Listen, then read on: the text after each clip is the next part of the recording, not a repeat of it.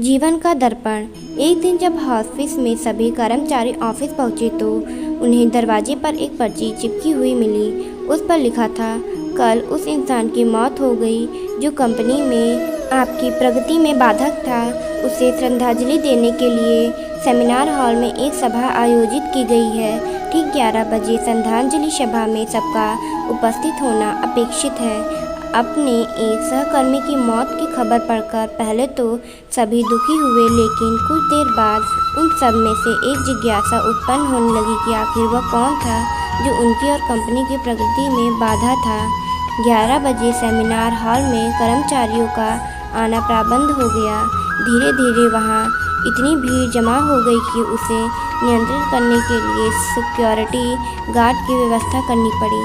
लोगों का आना लगातार जारी था। जैसे जैसे लोग की भीड़ बढ़ती जा रही थी, सेमिनार हॉल में हलचल भी बढ़ती जा रही थी।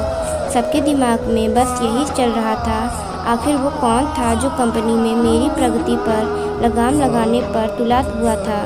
चलो, एक तरह से अच्छा ही हुआ कि वो मारा गया। जैसे ही श्रद्धांजलि सभा प्रारंभ हुई, एक एक करके सभी उत्सुक और जिज्ञासु कर्मचारी कफन के पास जाने लगे।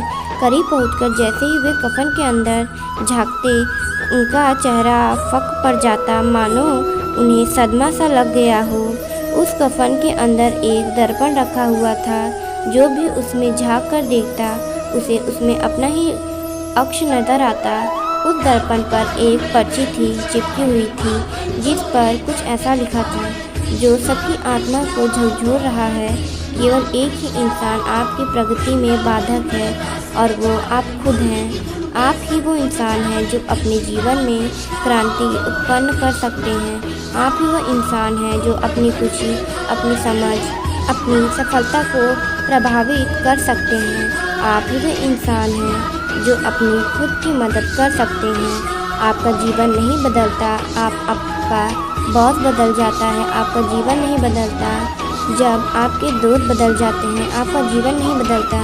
जब आपके पार्टनर्स या साथी बदल जाते हैं, आपका जीवन तब भी नहीं बदलता। जब आप खुद बदल जाते हैं, जब आप अपने खुद के विश्वास की सीमा को लांघ कर उसके पार जाते हैं, जब आप ये समझ जाते हैं कि आप और सिर्फ आप अपने जीवन के लिए जिम्मेदार हैं, तब आपका जीवन बदल जाता है। सबसे महत्वपूर्ण रिश्ता जो आपका किसी के साथ है, वो आपका खुद से ही है।